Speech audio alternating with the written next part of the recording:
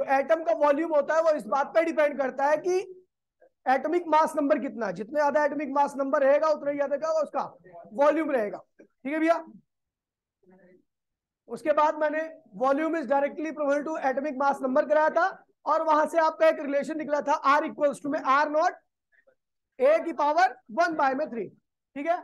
यहां पर are not जो था वो कांस्टेंट था, और आर नॉट की जो वैल्यू थी वो 1.2 इंटू 10⁻⁻15 फर्मी, या फिर 1.2 इंटू 10⁻⁻15 मीटर। सॉरी, ठीक है भैया। उसके बाद फिर हम आए थे भैया न्यूक्लियर डेंसिटी पे। न्यूक्लियर डेंसिटी क्या था भैया? तो डेंसिटी जैसा कि आपको पता है भैया कि मास अपॉन वॉल्यूम होता है, तो ये भी क्या होगा न्यूक्लियर का मास अपॉन न्यूक्लियर का वॉल्यूम। यहां से हमने कैलकुलेट किया था जिसकी वैल्यू आई थी 2.3 इंटू 10⁻17 किलोग्राम पर मीटर क्यूब। ठीक है। उसके बाद 2-3 क्वेश्चन कराए थे छोटे छोटे। फिर आगे बढ़े थे भैया, हमने बताया था भैया न्यूट्रॉन्स। वैसे न्यूट्रॉन्स के बारे में बता दो भैया, न्यूट्रॉन की खोज चैडविक ने की थी। ठीक है भैया। और जो ठीक है, अब क्यों कैसे की थी ये तो बड़ा लंबा प्रोसीजर है। ठीक है। और ये आपके एग्जाम में भी नहीं आता, तो इसलिए हमने कराई नहीं। ठीक है भैया। और न्यूट्रॉन की कुछ प्रॉपर्टी मैंने बताई थी। न्यूट्रॉन एक न्यूक्लियस में प्रेजेंट पार्टिकल है। ठीक है भैया। इसके पास ना तो चार्ज होता है, मास होता है 1.6749 इंटू 10⁻27 किलोग्राम। और ये ये स्टेबल होता है न्यूक्लियस के अंदर, लेकिन बाहर आते के साथ ही क्या होता है भैया अनस्टेबल हो जाता है, और अपने आप ही क्या होता है भैया बाहर टूट जाता है। किसमें किसमें? इलेक्ट्रॉन, प्रोटॉन और एंटी न्यूट्रिनो में। ठीक है भैया। न्यूट्रल होने की वजह से ठीक है भैया इसकी आयोनाइजिंग पावर क्या होती है भैया बहुत कम होती है, सीधा सीधा निकल जाता है बगैर किसी इलेक्ट्रॉन को निकाले हुए। ठीक है भैया। और दूसरा, न्यूट्रल होने की वजह से इसकी पेनिट्रेटिंग पावर क्या होती है भैया बहुत ज्यादा होती है। ठीक है। ये मैंने आपको लास्ट क्लास में कराया था। आज की क्लास में जो अपना है वो है भैया आपका न्यूक्लियर फोर्स। डालिए भैया टॉपिक न्यूक्लियर फोर्स। टॉपिक डालिए न्यूक्लियर फोर्स। ठीक है। बहुत मेन टॉपिक है।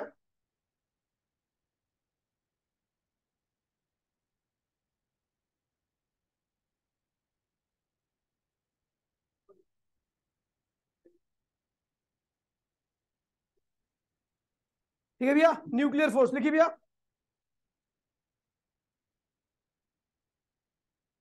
ठीक है। The average separation between two nucleon, the nuclear force, topic का नाम है न्यूक्लियर फोर्स। जल्दी से, the average separation between two nucleons is about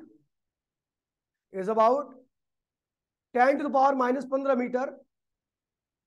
The average separation between two nucleon is about 10⁻⁻15 meter. Full stop. At this separation,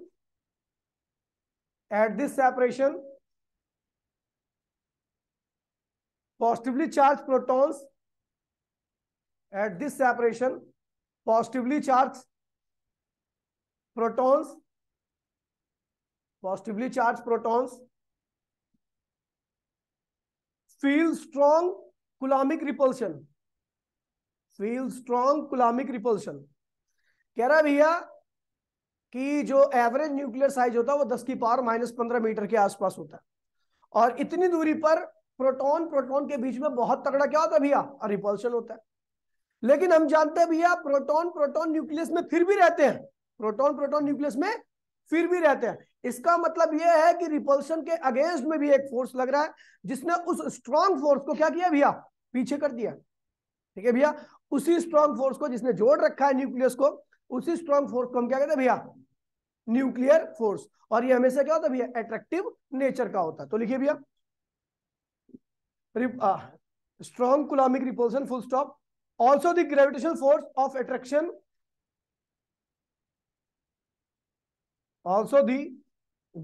force of attraction,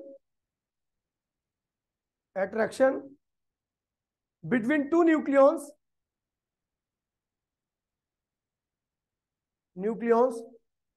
is about 10⁻⁻36 times smaller than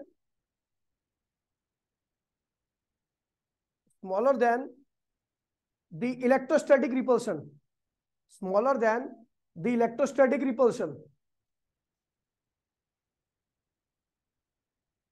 Full stop. So there must be some other strong attractive force So there must be some other strong attractive force, some other strong attractive force acting between the some other strong attractive force acting between the nucleons that overcomes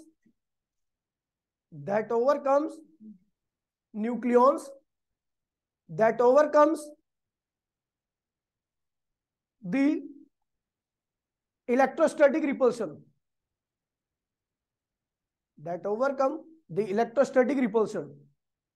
full stop. This strong attractive interaction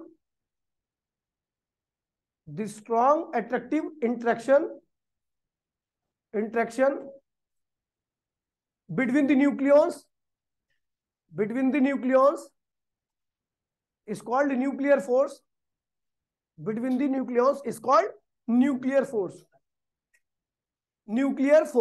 देखिए भैया एक बार सुन लीजिए, जो लिखवा रखा है कुछ भी नहीं है, सिंपल सी लैंग्वेज है। कह रहा भैया कि हम जानते हैं भैया न्यूक्लियस बहुत छोटी होती है, जिसका साइज क्या होता है 10 की पावर -15 मीटर होता है, और उस छोटी सी न्यूक्लियस में प्रोटॉन साथ साथ में रहते हैं। अब न्यूक्लियस छोटी है तो प्रोटॉन के बीच में सेपरेशन भी क्या होगा, छोटा होगा। प्रोटॉन पे सेम चार्ज होने की वजह से वहां पे क्या होगा, स्ट्रॉन्ग रिपल्सिव फोर्स लगेगा। क्या लगेगा, न्यूक्लियस छोटी है, प्रोटॉन एक साथ बैठे हैं, तो उनके बीच में एक स्ट्रॉन्ग रिपल्सिव फोर्स लगेगा। वहां पर ये तो रिपल्सिव हो गया जो चार्ज के बीच में लग रहा है, लेकिन वहां पर एक फोर्स और लग रहा है जिसको हम कहते हैं ग्रेविटेशन फोर्स। क्या कहते हैं, क्योंकि प्रोटॉन के पास कुछ मास होता है तो वहां पर एक अट्रैक्टिव फोर्स लग रहा है जिसे हम कहते हैं ग्रेविटेशन फोर्स। लेकिन बोल रखा है इसमें कि वो ग्रेविटेशन फोर्स जो है, जो कि अट्रैक्टिव है, वो 10 की पावर -36 टाइम्स क्या होता है, इससे कम होता है। किससे, रिपल्सन से 10 की पावर -36 टाइम्स कम होता है। आपकी इमेजिनेशन के परे ये नंबर है, बहुत छोटा नंबर है ये, ठीक है भैया। मतलब कि 1 डिवाइड बाय 10 समझिए 10 की पावर 36 बहुत छोटा नंबर है, इतने टाइम्स छोटा होता है वो, ठीक है। तो फिर न्यूक्लियस क्यों बची है, न्यूक्लियस को तो टूट जाना चाहिए। तो इसका मतलब वहां पर एक ऐसा फोर्स है जिसने क्या किया, उस रिपल्सिव फोर्स को क्या किया भैया, ओवरकम किया है, और न्यूक्लियस को फिर भी जोड़ के रखा है। उसी अट्रैक्टिव फोर्स को हम क्या कहते हैं, न्यूक्लियर फोर्स। क्या कहते हैं भैया, न्यूक्लियर फोर्स। जो प्रोटॉन को रिपल्सन के बावजूद भी जोड़ के रखे, वो क्या कहलाता है भैया, न्यूक्लियर फोर्स। लिखिए भैया, properties of nuclear force, properties of nuclear force।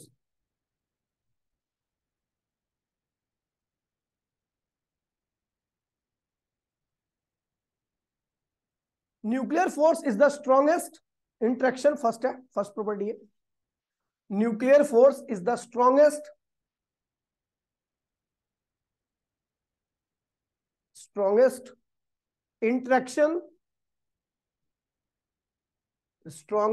interaction known in nature, strongest interaction known in nature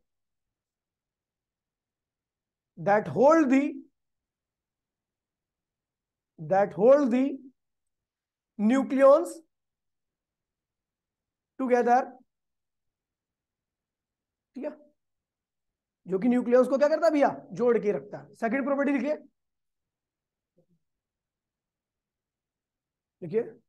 short range force. Second लिखिए शॉर्ट रेंज फोर्स।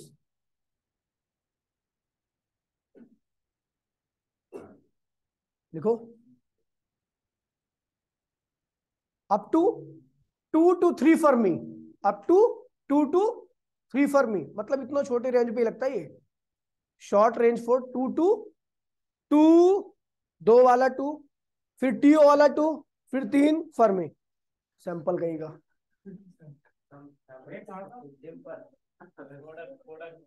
कल बर्थडे है भाई का, हाँ भाई तमीज से बात करो, कल बर्थडे पार्टी की देगा, कल पार्टी देगा, इज्जत दी जाए आज इसको।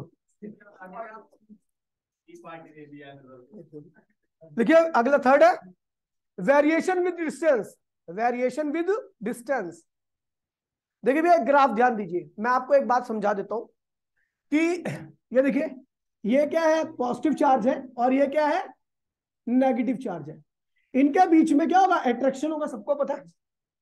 अट्रैक्शन की वजह से इनके बीच की एनर्जी क्या होगी, नेगेटिव होगी। क्या होगी, यानी अगर दो पार्टिकल्स के बीच में नेगेटिव एनर्जी है तो इसका मतलब उनके बीच में क्या हो रहा है, अट्रैक्शन। ऐसा क्यों होता है पता है, नेगेटिव एनर्जी अट्रैक्शन में क्यों आती है, क्योंकि ये खुद ही अपने पास आ जाएंगे। क्या आएंगे, खुद ब खुद अपने पास आ जाएंगे। और जब सिस्टम अपने आप वर्क करता है तो एनर्जी क्या होती है, नेगेटिव मानी जाती है उसकी। पता नहीं पता, चलो।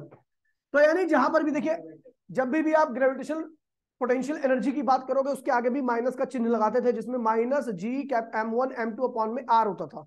तो वहां पर माइनस ये रिप्रेजेंट कर रहा है कि अट्रैक्टिव फोर्स की वजह से एनर्जी आई है। ठीक है, और आपको पता है अगर ये चार्ज पॉजिटिव है और ये भी क्या है भैया, पॉजिटिव, तो इनके बीच में क्या होगा, रिपल्शन होगा। अब इनको पास में लाने के लिए हमें क्या करना पड़ेगा, वर्क करना पड़ेगा, ताकि ये क्या हो भैया, पास पास में आ जाए। अरे यार,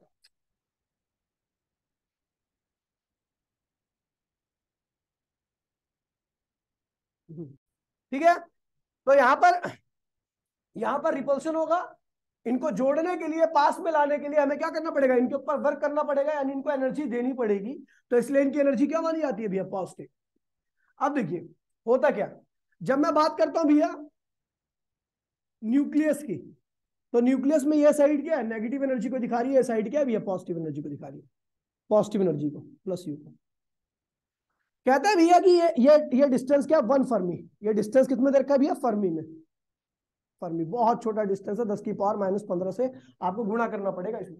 ठीक है भैया, ये 1 फर्मी है, ये 2 फर्मी है, ये 3 फर्मी है, और ये क्या है, ये 4 फर्मी है।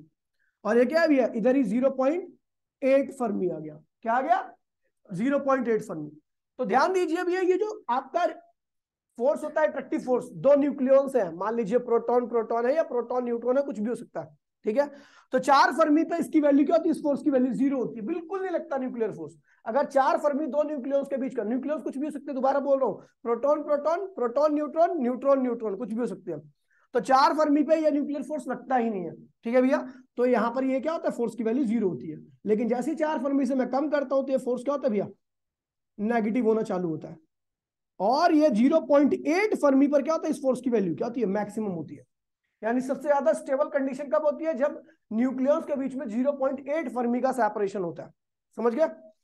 और जैसे ही इस सेपरेशन को मैं कम कर देता हूं, ये फोर्स क्या होता है, एकदम से ही अपनी वैल्यू को क्या करता है, लेस अट्रैक्टिव करना चालू करता है। और कुछ सेपरेशन बाद क्या होता है, हाईली रिपल्सिव हो जाता है। क्या होता है भैया, मतलब ये फोर्स डिस्टेंस पे वेरी करने पर अपने नेचर को क्या करता है भैया, बदलता रहता है। ठीक है, 4 फर्मी पर वैल्यू क्या है इसकी, 0। 0.8 फर्मी पर मैक्सिमम नेगेटिव हो गया। ठीक है, और उससे कम डिस्टेंस पर, यानी ये डिस्टेंस मेरे ख्याल से 0.3 फर्मी होता है। ठीक है, एनसीईआरटी में देख लेना, वैसे 0.3 फर्मी होगा। 0.3 फर्मी पर इसकी वैल्यू क्या होती है, 0 जाती है। और 0.3 फर्मी से नीचे आने पर यह क्या होता है, हाईली रिपल्सिव हो जाता है। क्या होता है, क्योंकि एनर्जी क्या होगी, पॉजिटिव होगी ना, तो पॉजिटिव होने का मतलब है रिपल्सन हो गया। अब हाईली नेगेटिव यहां पर है, तो इसका मतलब पोटेंशियल एनर्जी नेगेटिव है, तो इसका मतलब यहां पर हाईली अट्रैक्टिव होगा। समझ गए भैया, तो लिखिए। हाँ? नहीं, हम कर नहीं सकते उतना पास, हम उतना पास तक नहीं कर सकते। हाँ, प्रैक्टिकली अगर ऐसा हो तो टूट जाएगा। लिखिए,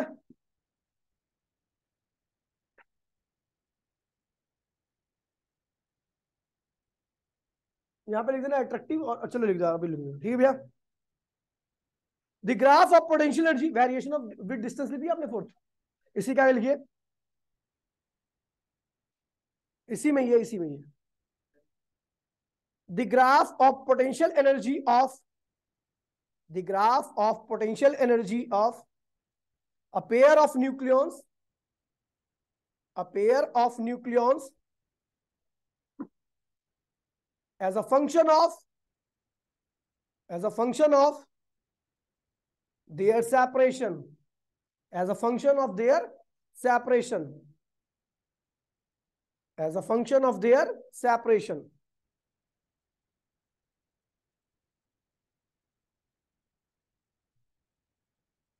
as a function of their separation। तो भैया ग्राफ बनाना, ज्यादा कुछ लिखने की आवश्यकता नहीं है। ठीक है भैया, यहां पर क्या है भैया, हाईली अट्रैक्टिव, हाईली अट्रैक्टिव, और यहां पर क्या है भैया, हाईली रिपल्सिव। ठीक है भैया, बनाइए जल्दी से डायग्राम बनाइए।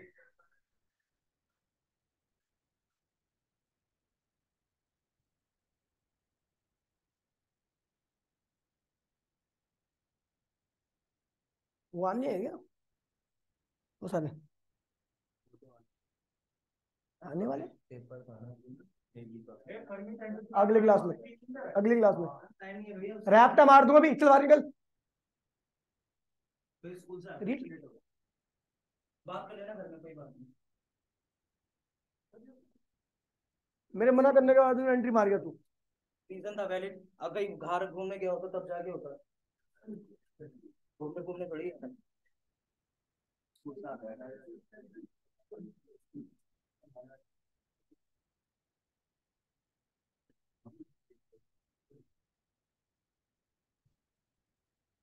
ऐसे मत घुस कर।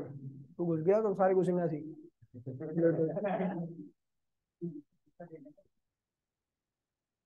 सरकारी स्कूल के लेट हो गया वो मैटर नहीं करता ना, मैटर ये करता है कि तू लेट है।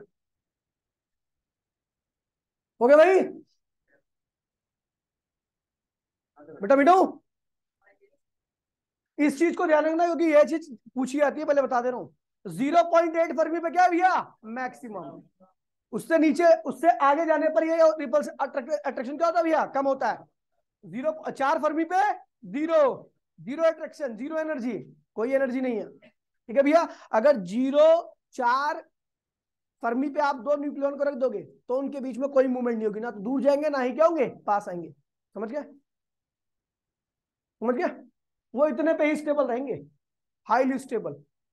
यहाँ पे लिख देना हाईली स्टेबल, जहां हाई अट्रैक्शन हो वहां हाई स्टेबल होगा, highly stable.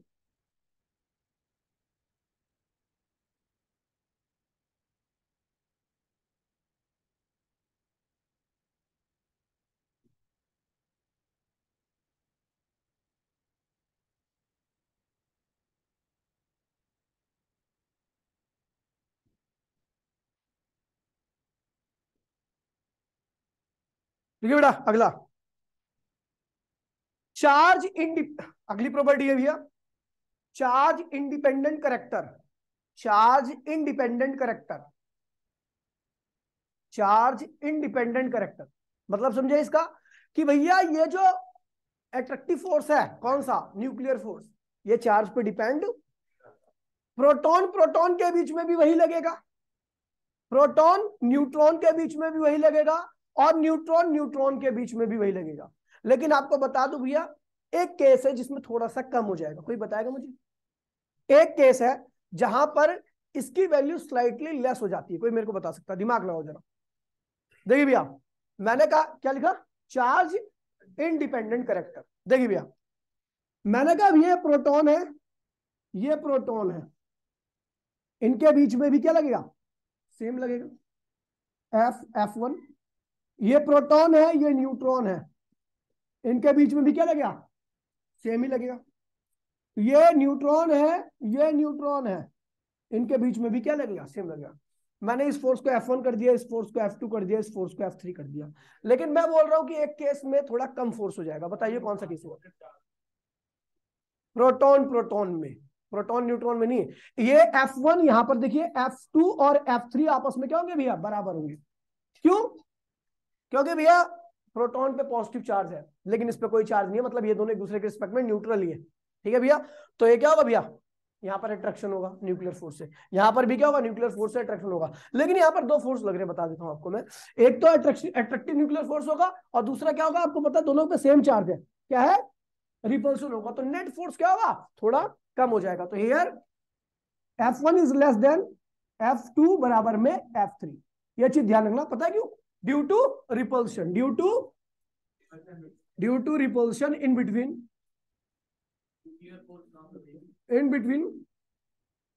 Proton proton proton proton. हाँ क्या कह रहा है न्यूक्लियर फोर्स लगेगा ना न्यूक्लियर। हाँ हाँ न्यूक्लियर फोर्स ही लग रहा है, जो एक साइड से दिख रहा है ना पास पास में ला रहे हैं, ये सारे न्यूक्लियर फोर्स ही है। लेकिन इस केस में न्यूक्लियर फोर्स की वैल्यू थोड़ी कम रहती है। रीजन यही है कि यहाँ पर दो फोर्स लगते हैं। समझ गया। हाँ हाँ हाँ लिख लो।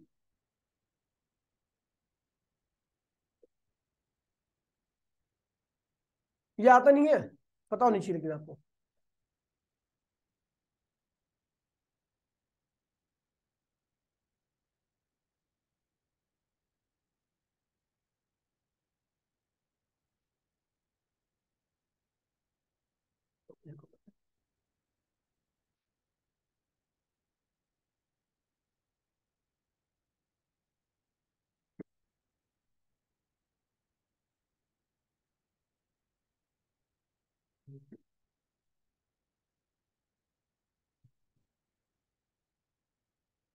ओके भाई।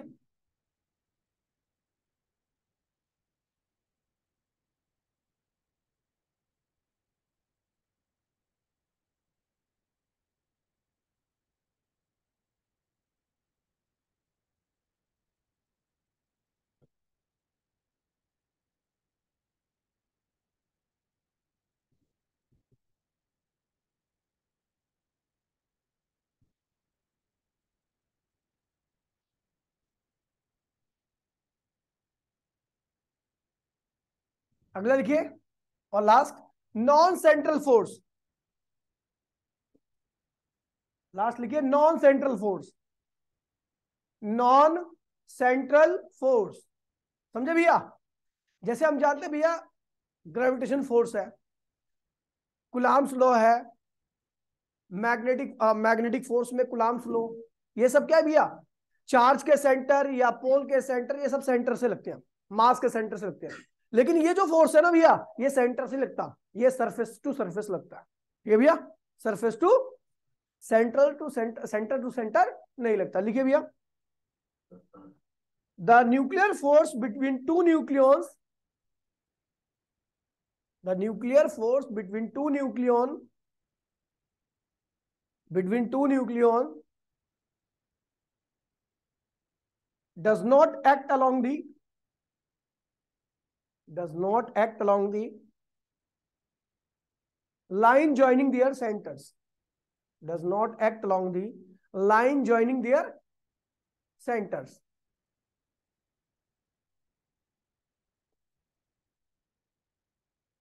ठीक है, अगले टॉपिक डाल लीजिए, मास डिफेक्ट। 4 स्टार डाल दीजिए इसके ऊपर, टॉपिक है, टॉपिक है, अगला टॉपिक है मास defect.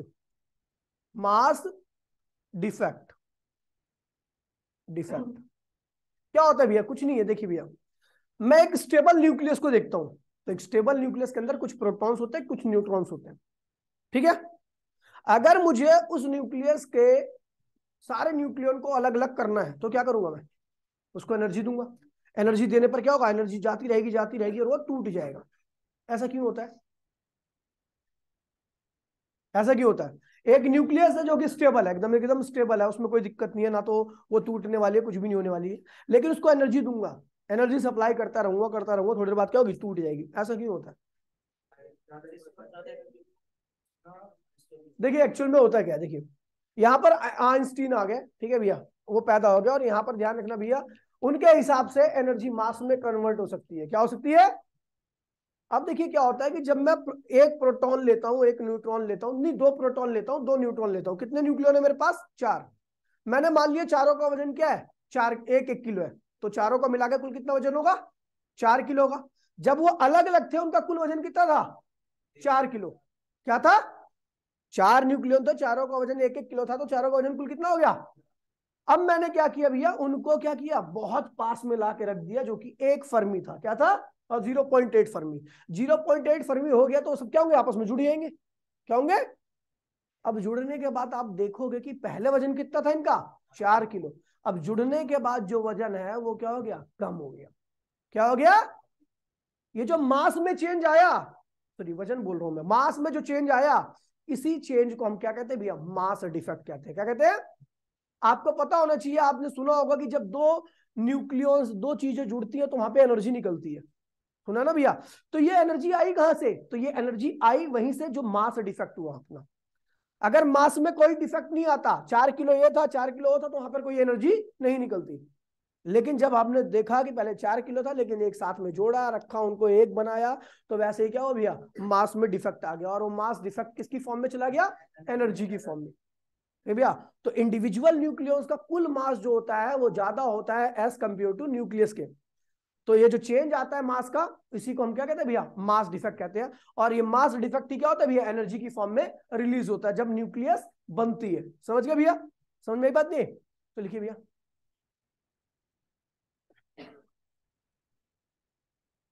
Mass defect.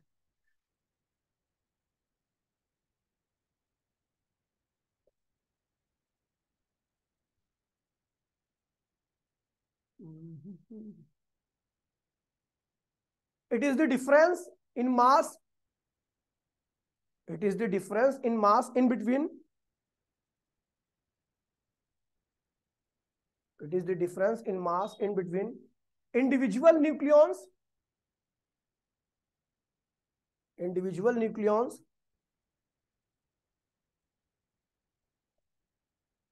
and nucleus. Individual nucleons and nucleus. समझ गए भैया? Represented by capital M. Represented by delta M. Sorry, delta M. Delta M. Delta M. Represented by delta M. ठीक है? अब बता दो भैया कि अगर कोई चीज ज्यादा एनर्जी, कोई चीज बन रही है उसमें ज्यादा एनर्जी निकल रही है तो उसके अंदर मास डिफेक्ट क्या आएगा? ज्यादा आना चाहिए, क्योंकि मास से किसमें कन्वर्ट हो रहा है? एनर्जी में। अगर एनर्जी ज्यादा निकली है तो उसका मतलब मास डिफेक्ट क्या आएगा? ज्यादा आएगा। और जिसके अंदर मास डिफेक्ट ज्यादा आता है वो सबसे ज्यादा स्टेबल न्यूक्लियस मानी जाती है। ठीक है भैया? और एक न्यूक्लियस बनी, ठीक है भैया, लेकिन उसके अंदर क्या हुआ? एनर्जी कम निकली, इसके अंदर उसके अंदर मास डिफेक्ट भी क्या होगा? कम आया होगा, और वो लीस्ट स्टेबल न्यूक्लियस रहेगी। ठीक है भैया? तो ज्यादा स्टेबल न्यूक्लियस कौन रहती है? जहां पर मास डिफेक्ट क्या आता है भैया? ज्यादा आता है। समझ गए? तो लिखते हैं भैया। तो मास डिफेक्ट का फॉर्मूला देखिए,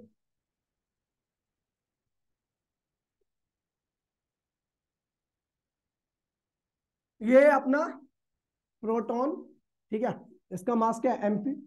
और ये है अपना न्यूट्रॉन, इसका मास क्या है भैया? mm। इसकी संख्या क्या है भैया? z होती है, पता है आपको? और इसकी संख्या क्या होती है? a माइनस जेड होती है। पता होनी चाहिए आपके साथ। ये मास नंबर है, और z को घटा दोगे, मास नंबर में से z को घटा दोगे, ये क्या है? कुल प्रोटॉन और न्यूट्रॉन की संख्या। अगर प्रोटॉन, कुल प्रोटॉन और न्यूट्रॉन की संख्या में केवल प्रोटॉन की संख्या घटाओगे तो क्या आएगा? न्यूट्रॉन की संख्या। ठीक है भैया? अगर इसमें से आप क्या करो, ये क्या है भैया? Mass of nucleus. क्या हो गया भैया? मास ऑफ न्यूक्लियस को घटा दोगे तो जो आएगा आपका रिजल्ट वही क्या कहलाएगा भैया? Mass defect. यही क्या है भैया? आपका इंडिविजुअल न्यूक्लियस का मास माइनस उनसे बनने वाली न्यूक्लियस का मास का जो डिफरेंस आता है वही क्या होता है? मास डिफेक्ट कहलाता है। ये क्या है भैया? Mass defect. डिफेक्ट। ठीक है भैया? देखिए,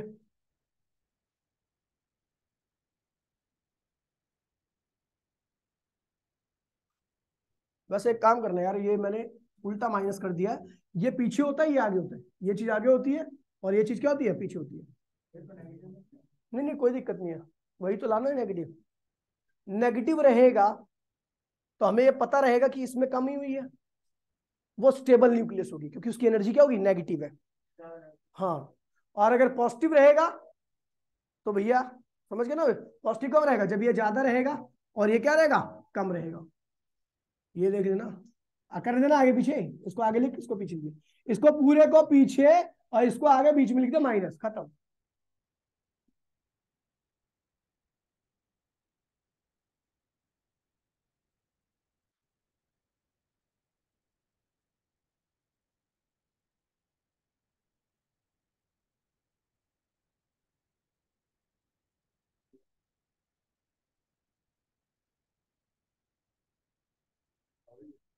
छोड़ दिया बर्थडे वाले दिन लास्ट खाई मैंने, उसके बाद नहीं।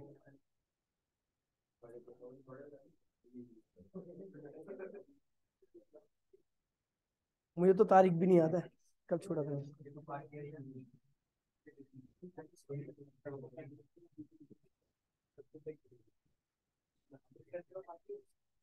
नहीं, बच्चे वीडियो देखते रहेंगे।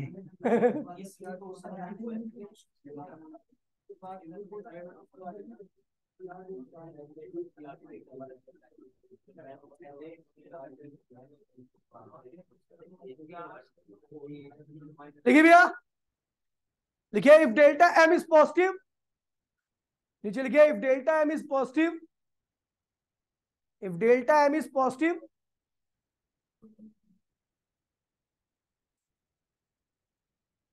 delta m is positive, then the nucleus is unstable, then the nucleus is unstable, If delta M is positive, then the nucleus is unstable and vice versa. And vice versa. समझ गए भैया? लिखिए packing fraction. Packing fraction nucleus बनेगी नहीं. देखिए भैया, packing fraction. हाँ देखिए भैया, it is the ratio of packing fraction. It is the ratio of mass defect. Mass defect bracket में delta M to the atomic mass number. To the atomic mass number.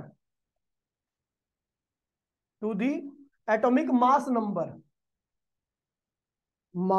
Packing fraction ना, packing fraction delta M upon में A. अब ये क्या करता है भैया? तो ये भी स्टेबिलिटी के बारे में बताता है. इसका भी एक ही सेम काम है. अगर पैकिंग फ्रैक्शन की वैल्यू, पैकिंग फ्रैक्शन अब अगर आपका क्या आ गया भैया? पॉजिटिव, तो ये तो पॉजिटिव ही होता है ना हमेशा. ये हमेशा क्या होता है? पॉजिटिव ही होता है. ये अगर पॉजिटिव होगा तो रिजल्ट आपका पैकिंग फ्रैक्शन क्या होगा? तो अगर पैकिंग फ्रैक्शन पॉजिटिव है तो ये क्या होगा? अनस्टेबल. क्या है? Unstable nucleus. ठीक है भैया. और पैकिंग फ्रैक्शन अगर आपका नेगेटिव है तो क्या है भैया? Stable nucleus. Stable nucleus. ठीक है भाई.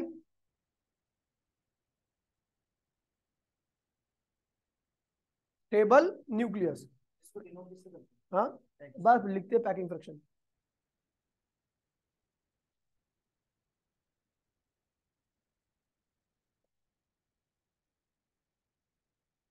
SI unit kilogram. SI unit kilogram. क्या इसमें इन दोनों की? अब इसका तो कोई यूनिट ही है, नंबर है. तो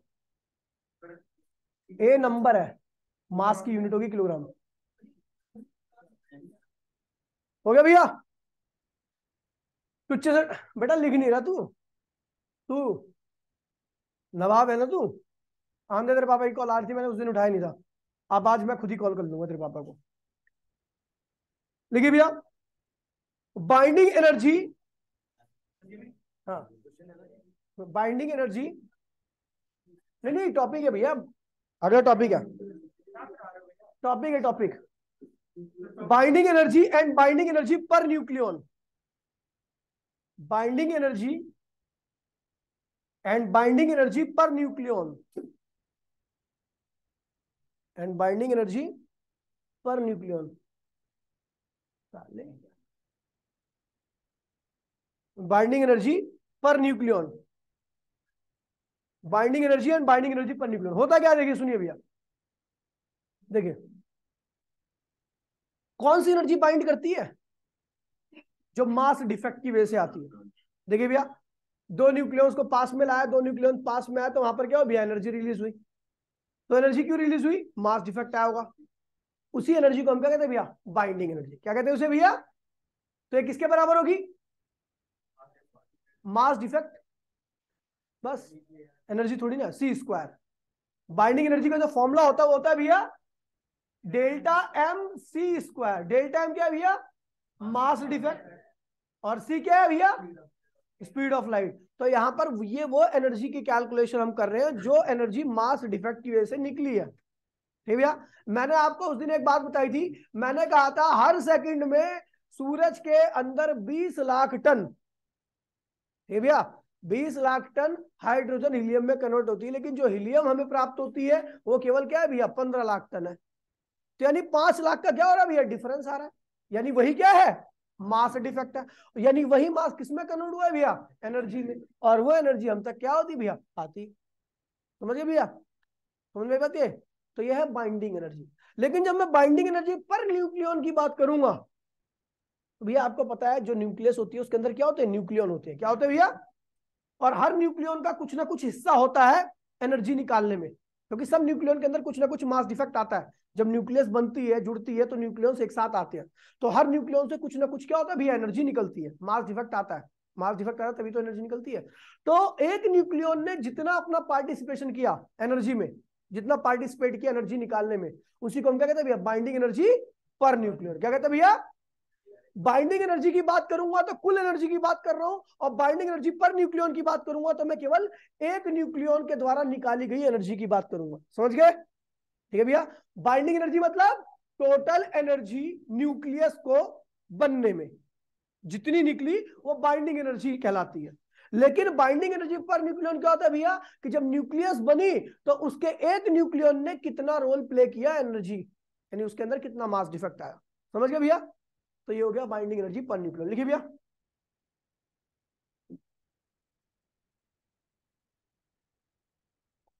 नीचे बाइंडिंग लिखिए, बाइंडिंग एनर्जी नीचे लिखिए, बाइंडिंग एनर्जी, बाइंडिंग एनर्जी। देखिए इसको अलग तरीके से डिफाइन किया जाता है बाइंडिंग एनर्जी को। अगर मान लीजिए किसी की ताकत का पता करना है, ठीक है भैया, मैं कहूँ इसके हाथ की ताकत है 500 जूल। अब ये कैसे पता लगी, मैं इसको तोड़ूंगा, जितनी एनर्जी में टूट जाएगा वही क्या कहलाएगा भैया, इसके हाथ की ताकत कहलाएगा, इसका हाथ इतना झेल सकता है, इससे ज्यादा लगा दिए टूट जाएगा।